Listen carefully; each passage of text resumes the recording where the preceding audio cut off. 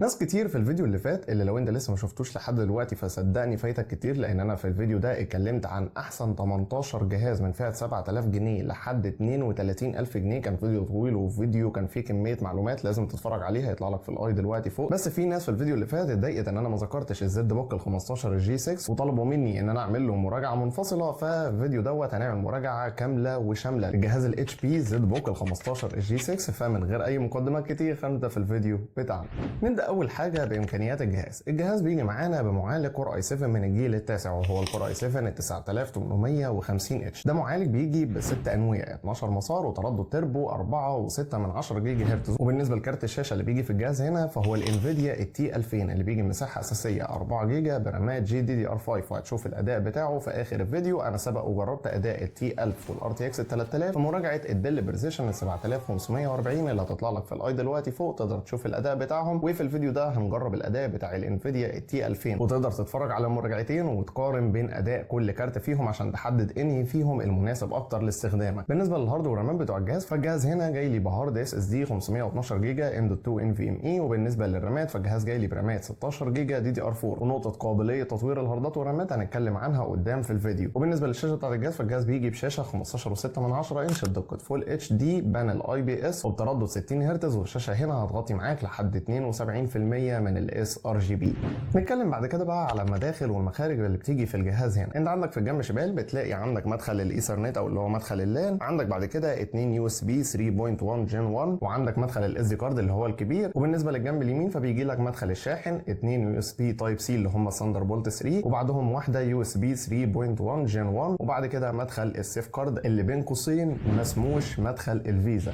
نتكلم بعد كده على البطاريه بتاعت الجهاز هنا بيجي ببطاريه بحجم 90 واط اور. البطاريه هتقعد معاك متوسط الثلاث ساعات ونص تقريبا على فيديو صوت وصوره. وبتيجي بشاحن 150 واط وده الشاحن الاوريجينال بتاعه اللي ما انصحش حد يشغل الجهاز بشواحن ال 120 او ال 95 واط عشان صدقني هتعمل معاك مشاكل في دايره الباور بتاعت الجهاز وهتقلل لك من اداء كارت الشاشه. البطاريه بتاعت الجهاز هنا مش هقول عنها ان هي واو احسن حاجه، البطاريه كده كده كويسه وهي هتديك نفس الاداء بتاع زد بوك جي 5 وزد بوك جي 4 وحتى يعتبر نفس اداء الدلات ال 7540 والاجهزه اللي بتيجي في نفس الفئه السعريه او حتى الاقل او الاغلى شويه.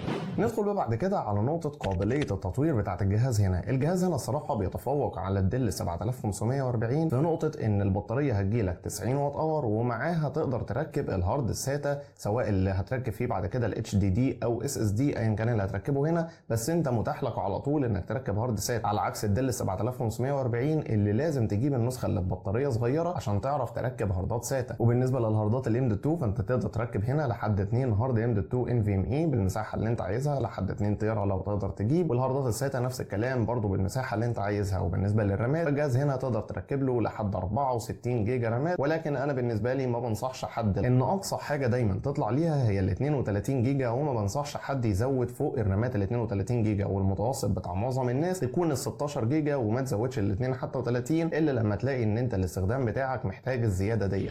بالنسبه للخامات والتصميم بتوع الجهاز فالجهاز هنا بيجي بالكامل من المعدن. الصراحه خامات بريميوم جدا، خامات الصراحه من اول ما تشوفها تعرف ان ده جهاز غالي. الخامات كلها من جوه ومن بره من المعدن، خامات تستحمل معاك شغل لاقصى درجه. الجهاز هنا بيجي بالكامل من اللون الفضي الغامق سنه وده اللي بيخلي معظم الناس بتتجه للزد بوك جي 6 بدل الدل 7540 مع ان الاثنين بيجوا من نفس المواصفات والدل بيكون سعره ارخص. بس معظم الناس بتتجه للزد بوك بسبب ان هو بيجي بالكامل من المعدن مع نقطه ان الشكل بتاعه اللون بتاعه الديزاين الصراحه بتاع الزد بوك هو فعلا ديزاين جبار. وبمجرد ما عينك هتقع عليه هتعرف على طول ان ده جهاز من الفئه العاليه. وبالنسبه للوزن بتاع الجهاز فالجهاز هنا بيجي بوزن 2.6 كيلو جرام ده من غير الشاحن، يعني اخف من الدل 7540 بحوالي 200 جرام تقريبا. مش فرق كبير بين الجهازين ولكن وزن 2.6 اصلا كيلو ان جهاز بالجاي بالكامل من المعدن ويجي لك بالوزن ده فدي صراحه حاجه ممتازه. سبب برضو ذكرتها في مراجعه الزد بوك جي 5 اللي هيطلع لك في الاي دلوقتي فوق ان نقطه الخامات اللي جايه في الجهاز هنا مقابل الوزن اللي هو بيجي بيه الصراحه وزن وخامات ممتازين. بالنسبه للتبريد بتاع الجهاز فالجهاز هنا بيجي لك بمروحتين تبريد، واحده بتكون متركبه على البروسيسور واحده بتكون متركبه على كارت الشاشه. والصراحه التبريد بتاع الجهاز ده ممتاز بالذات في الوقت اللي احنا فيه. فالتبريد هنا بتاع الجهاز هيساعدك انك ايا كان المكان اللي انت شغال فيه، لو انت شغال في موقع مثلا، لو انت مهندس شغال في مكان حر جدا ولا كده مفيش حتى لا مراوح ولا تكييفات، فما تقلقش على الجهاز هنا انك تشغل عليه جرافيك او العاب. الجهاز هنا هيتحمل معاك كويس جدا وعمره ما هيعمل معاك مشاكل بسبب بسبب نقطه التبريد. قبل بقى ما ننهي الفيديو واقول لك السعر بتاع الجهاز، خلينا الاول نشوف تجربه اداء الكارت شاشه اللي هو الانفيديا تي 2000 عشان تبقى عارف الاداء بتاع الجهاز دوت عامل ازاي في الالعاب، وتقيس عليه برضو اداؤه في البرامج هيكون عامل ازاي. هسيبك تتفرج على تجارب الاداء عشان ارجع بعد كده اقول لك على السعر والتقييم النهائي للجهاز.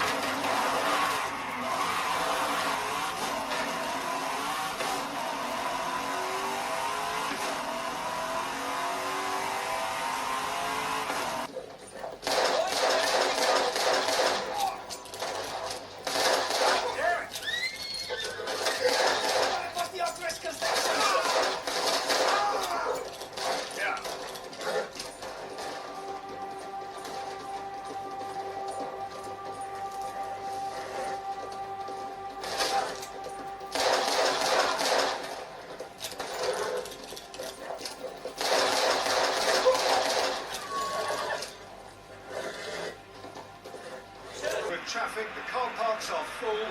There is a torrent of humankind making its way from the nearby station, and we expect every seat to be filled. An atmosphere of great expectation and excitement. The Emirates Stadium in all its glorious modernity, this symbol of new Arsenal, the Arsenal of the 21st century.